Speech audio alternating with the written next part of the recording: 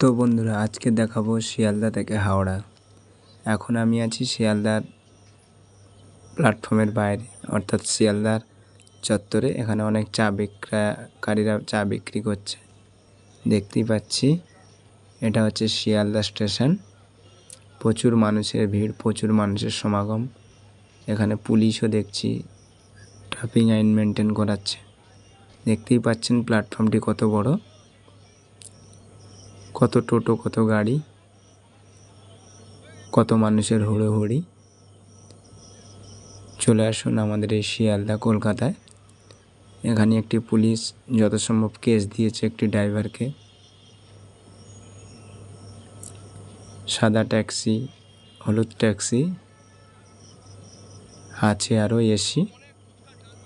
শিয়ালদা স্টেশনে চা খেতে বসি।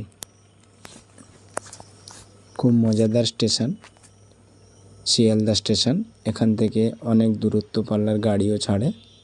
আমি ভেতরে ভিডিওটা করার সময় পাইনি, তার জন্য বাইরে এসে ভিডিওটা আপনাদের করে দেখিয়ে দিলাম। এখন ট্যাক্সিগুলো দাঁড়িয়ে আছে, আমি যাচ্ছি বাস স্ট্যান্ডের কাছে, বাস ধরবো। দেখতেই পাচ্ছেন এম বাজার মার্কেট ছিল পেছনে। সাদা সাদা ট্যাক্সিগুলো, এখানে এসি গাড়ি দাঁড়িয়ে আছে, এসি বাস। ধীরে ধীরে এগিয়ে গেলাম বাস স্ট্যান্ডের দিকে। এখানে আবার দেখলাম বাঁয়ের দিকে, বাঁ দিকে অনেক ফল বিক্রেতা ফল বিক্রি করছে। বড় বড় গাড়ি, বড় বড় লরিতে করে তরমুজ পাইকারি আসে এখানে। ঠিক সকালবেলা করে, ভোরের বেলা করে পাইকারি মার্কেট বসে শিয়ালদা স্টেশনে বাইরে। তো হাঁটতে হাঁটতে আবার চলে এলাম কিছু দূর। আসার পরে এখানেও দেখছি ফল নিয়ে বসেছে, পাকা পিঁপে। চলে যাচ্ছি বাস স্ট্যান্ডের দিকে।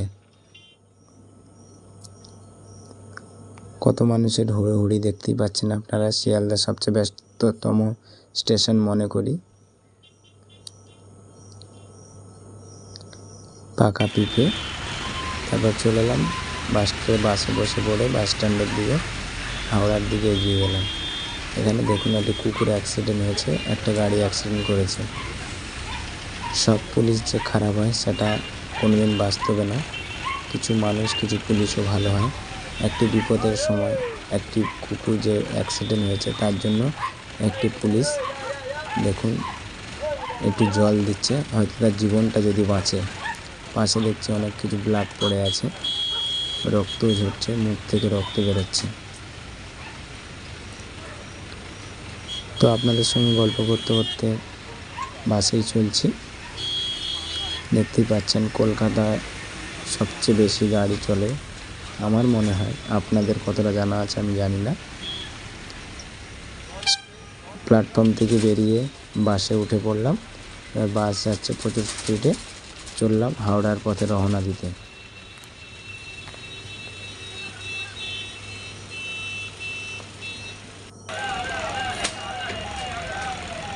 পাশ থেকে দেখলাম একটা অ্যাম্বুলেন্স পাস করে যাচ্ছে। প্রচুর ভিড়, যার জন্য অ্যাম্বুলেন্সটি দাঁড়িয়ে গেছে। ড্রাইভার সাহেব উনি হাতের ইশারাতে ওনার অ্যাম্বুলেন্সটি পার করে দিল।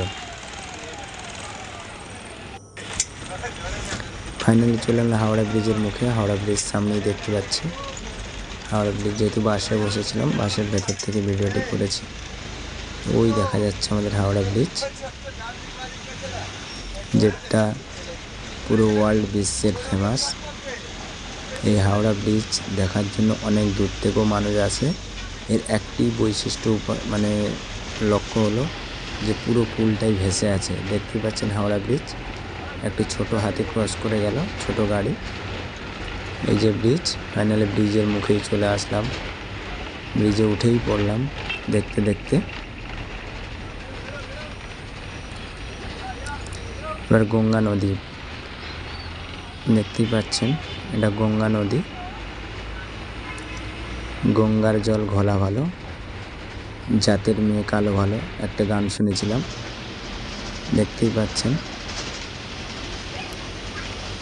এটা হচ্ছে পুরোটা হাওড়া ব্রিজের পরিকাঠামো।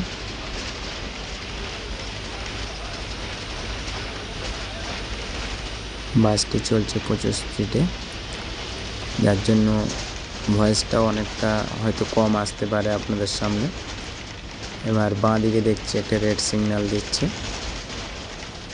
বাসে বসতে বসতে চলে এলাম হাওড়া ব্রিজের মাথায়, অর্থাৎ নামবো।